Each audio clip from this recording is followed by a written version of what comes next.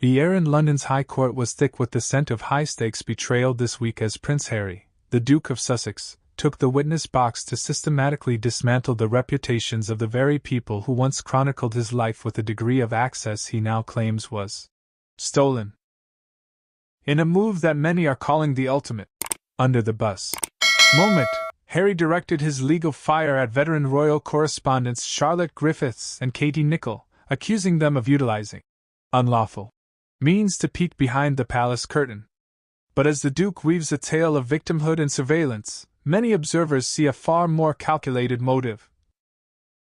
A desperate attempt to protect the crumbling brand of Meghan Markle, whose controversial 2025 has left the couple's public image in a state of absolute freefall.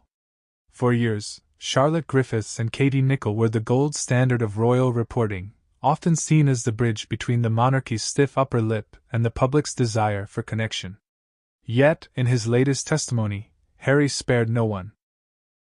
He targeted Nicholl's reporting, suggesting her unidentified sources were nothing more than a smokescreen for illegal eavesdropping. He even went so far as to distance himself from CharlotteGriffiths, despite evidence of past social media connections, painting her as part of a terrifying machine designed to drive him toward drugs and drinking. This isn't just a legal strategy. It's a character assassination of two women who have spent decades building their careers on journalistic integrity. By throwing these women under the bus, Harry is effectively attempting to rewrite history, claiming that any leaks from his social circle were actually the result of high-tech snooping. It is a convenient narrative that allows him to ignore the reality that his own inner circle, and perhaps even the Sussex camp itself, has often been the leakiest bucket in the kingdom. Why the sudden aggression against the press now?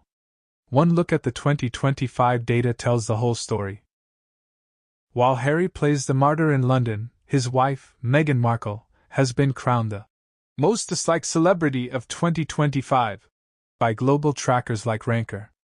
The public's patience with the Duchess has evaporated, largely due to a string of high-profile failures that even the best PR team couldn't spin.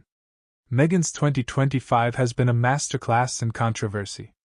The lifestyle flop, her brand, as ever, formerly American Riviera Orchard, has been described by insiders as a disaster, plagued by supply chain issues and a lack of leadership. Her Netflix cooking series, With Love, Meghan, debuted to a dismal 17% score for its second season, with critics calling it phony and egocentric. Her recent attempts to rebrand herself as the most bullied person in the world backfired spectacularly when royal watchers pointed out the irony of a woman accused of workplace bullying claiming the mantle of victimhood. By attacking Griffiths and Nicholl, Harry is providing a necessary distraction. If he can convince the world that the media is evil and unlawful, he can frame the widespread dislike of Meghan not as a reaction to her own behavior, but as the result of a coordinated campaign of misery by the press. The critique of Harry's snake-like behavior stems from the glaring hypocrisy of his position. He claims to loathe the commercialization of his life, yet he sold his family's most intimate secrets to Penguin Random House for a multi-million-dollar advance. He claims the press invades his privacy, yet he invited Netflix cameras into his home for a docuseries that featured private photos and footage of his children. When Harry accuses Nicholl of being an obsessive surveyor of his life, he ignores the fact that her books provided the very platform that kept him relevant during his bachelor years.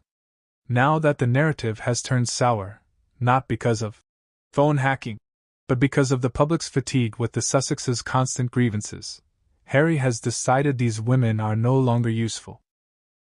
He has traded long-term professional relationships for short-term legal gotchas, leaving a trail of professional wreckage in his wake.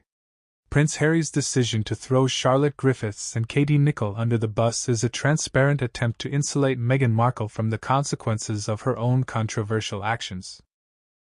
By painting the press as the ultimate villain, Harry hopes to invalidate every legitimate criticism leveled against his wife's failing business ventures and polarizing personality. However, the world is watching, and the snake label is beginning to stick, not to the reporters doing their jobs, but to the prince who seems willing to betray anyone to keep the Sussex myth alive.